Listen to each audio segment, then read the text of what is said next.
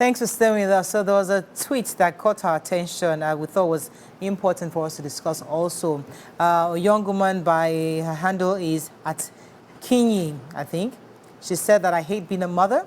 It's one of my biggest regrets, and nobody can convince me that it's worth it ever. According to her, she says, being a mother is very overwhelming. I hate it, and if I could turn back the hands of time, I wouldn't have been a mother. If it does, but it doesn't mean I hate my child.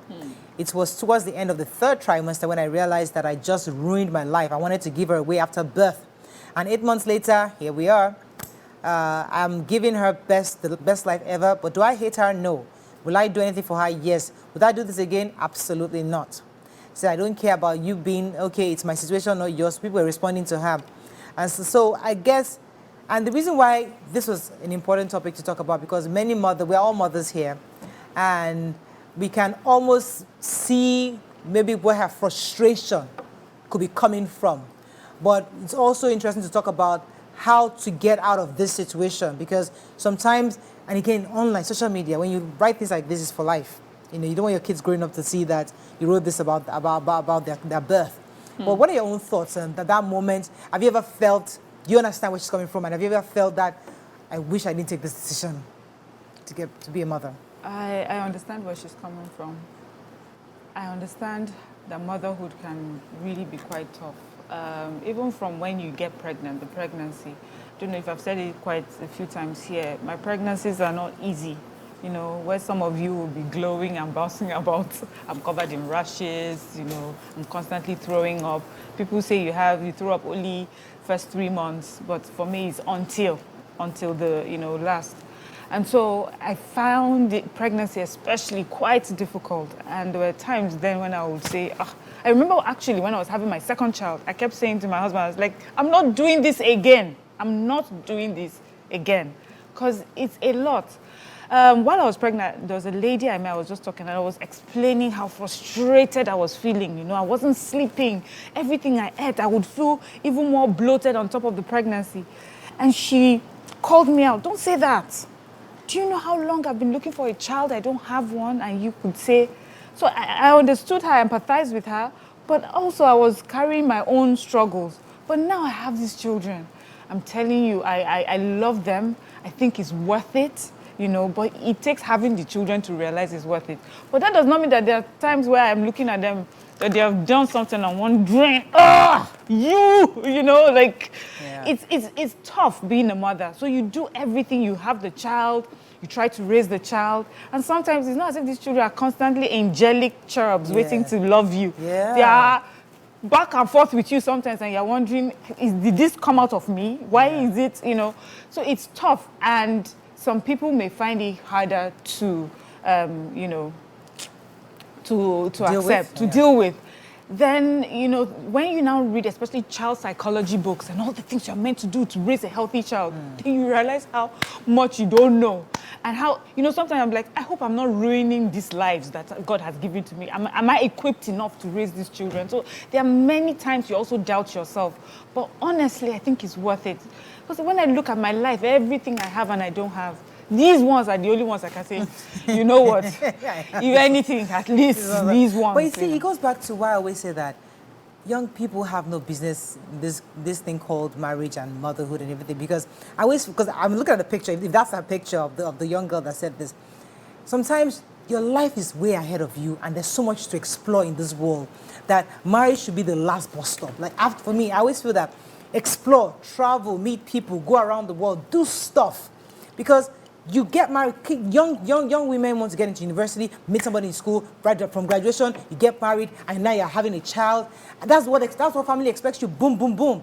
And then you're 21, 22, you have a child, and you're thinking, what? Because this is a whole new person that you have to be responsible for. So it comes with a lot of regrets. When you are very young, although some people, that's what they've been raised to look forward to it. So but that group is there. But there's some group that they want to live. There's no way I could have had my child at 21, 22. I won't be crying. I won't have been frustrated. I would have been depressed. People are doing me, I would have, because of the kind of person, kind of energy I have. There's no way you want me to have a child at 20. What? No way. I have to have things to do. But she's young and she's feeling that same way. But being a mother puts your career sometimes on hold. Secondly, it makes you get fat. We just discussed about being fat. Your body will change whether you like it or not. You might be a slim girl. People used to have this perfect body size. And this child that you had just made you big overnight. Not because you were eating wrongly, but because this child just had to happen to you. It can cause a woman to be depressed. You now start blaming that child for your weight. And some people never get rid of that weight. It takes them years. And that says it affects young mother, the psychology of a young mother. So there are many factors. I can understand where this child is coming. YK, what are your thoughts? Let me come to you. Did you ever have this experience? No. It's very difficult for me to, because I didn't even have, there's the postpartum depression, there's the, I didn't have any of that. Yeah. I carried badly, but for the first 3 months, but after that I was happy, and so I wanted the child. So it was a blessing for me. It was everything. So it's difficult for someone like me who everything went okay for to understand her. But then when you think of depression, which we do not really acknowledge in this part of the world, postpartum depression, it exists and it is bad. Yeah. It is bad. Yeah. This lady, I think, needs help. Yeah. Certainly. For her to even expressing herself on social media, obviously she needs some real clinical psychologist or somebody to help her to decode what this is and help her to get treated, because it can be treated. But again, go ahead. Okay, so it's important. Support is really important. Marital support, family support. And I remember, do you know when I was much younger, I used to want to be a single mother. Like, that was my dream.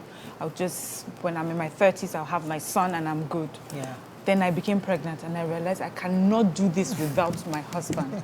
Do you understand? Many people have they have these issues because there's no support. So you may have a husband but does not understand how to support you, or you're far away from family and no one is there to support you. Usually when you're surrounded by people who love you, who are able to give you the help that you need, it helps with that thinking. Definitely there's another thing about your body changing. For me, it was tough too.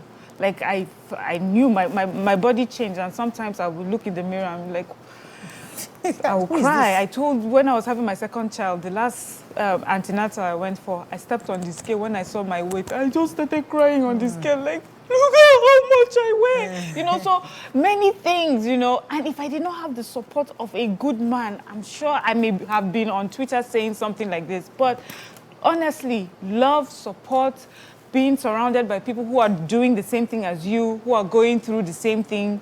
You have mothers who will come and tell you their stories, and you realize, oh, mine is not that bad, or someone who is, because I had a friend who, she has 4 kids now, but every pregnancy, it was as if God would just put the sun on her face. She will be glowing, the makeup will look good, she will get up in the morning, she will do her walks. I'm like, where do you get the energy? Why am I not, But I have the children now, I'm happy that I do. But I understand where she comes from. She just needs more support and more love, and she may, get out of it. But that does not take away the fact that there are some people who are non-maternal. Even before they have children, they recognize it. So there are some that are dealing with just postpartum depression, and there's some that have said, you know what, I don't want to be a mother. I know I cannot be a mother. I can be an auntie, I can be a godmother, but I don't want to have to birth children and raise them.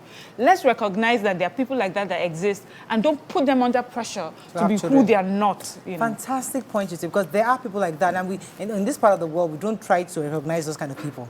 Because there are some people that I know that there's a woman who passed on. She's a family friend. I mean, I don't know if she's family or family friend, but I've known her since all my life. She never had a child, but she was the best auntie ever. She brings always cookies and biscuits, so she would be giving me stuff. I mean, I knew her when I came back home. I knew her as an adult. She was in her 60s. She eventually passed on. She had cancer, but she was such a very loyal auntie. She was always there to call and check up on you, to bring gifts. She enjoyed her role as a godmother, and she took it with pride.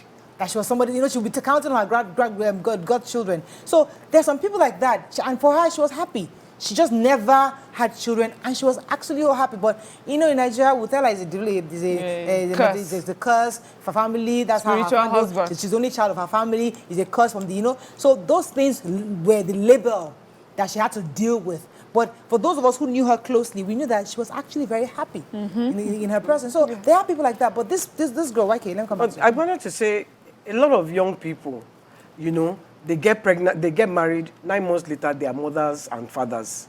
They don't get to know each other. They don't get to love each other. I think that I was one of those people. We didn't enjoy each other. Do you understand? I think that getting to know yourselves when you get married, first love yourselves, travel around the world together, do honeymoon, just make that decision not to have children. Don't let anybody pressure you, because this part of the world, you get pregnant, you get married, everyone say, Counting the months. you haven't, are you not doing your work? They will not face the man. That's how the man will start pressuring the woman. Yeah, let's, no, let them enjoy. See, like Madi and Nedu. Yeah. You don't know now, are you there? You know nobody is asking them questions. No, I know that they don't want to have children yet. Yeah. They have said it that Leave us if you are looking at her stomach, you are looking for fun. Because these ones have made decision. They are not having children yet. Now. They have, if you know when they have given the dates of where they want to have their first child, you know that these ones want to enjoy themselves. And I think young people should make their own decision. That decision or conscious decision. Okay, unless our own is just to be born, we want to be. In fact, 1, 3, 4 before we are 30. Yes, it's a different thing. Yeah, that's your own decision. As long as it's a decision you've made. Let me take Busola's call from K2. Thanks for calling, Busola. Okay, good morning. Morning. Good morning. First time caller. Yeah. Welcome to the show. Thank you. I want to say from my own experience anyway, that sometimes motherhood can be something. Let me not put that word regret, because of the children you have. And there are so many factors to that. Number one, you married. You are not enjoying your marriage. And because of that, where we come from in Africa, he said because of your children, you want to stay. And you are there, battling here and there, all sorts of. Then you manage to train that children to manage. Let me put it, I have 3 children. I just lost one, a final year student in Akure. Can that not be terrible? Won't you say that is so, I don't know how to put it.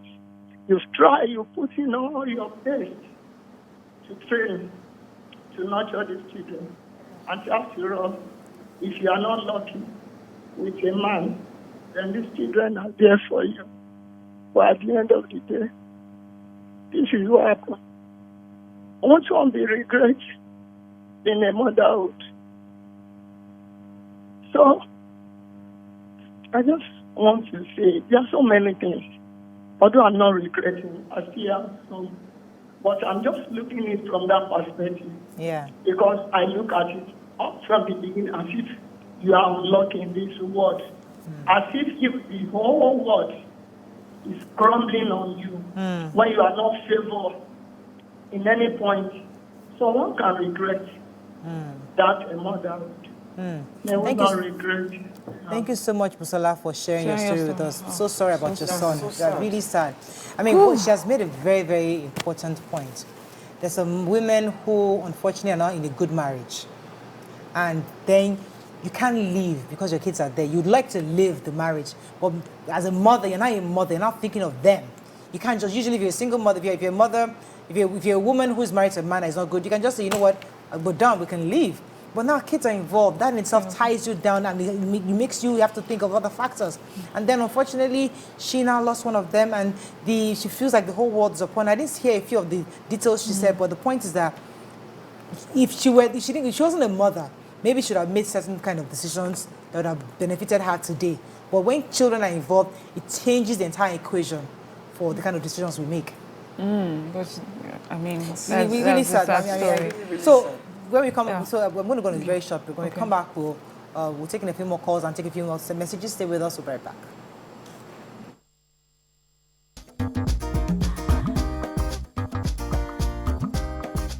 Stay tuned. Your View will be right back.